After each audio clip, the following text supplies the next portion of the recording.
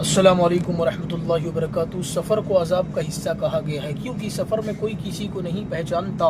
खाने पीने रहने सहने हर चीज़ की यहाँ दिक्कतें होती हैं।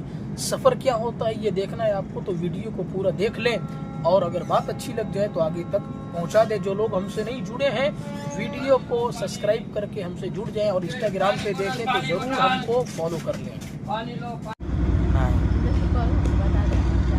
नहीं रे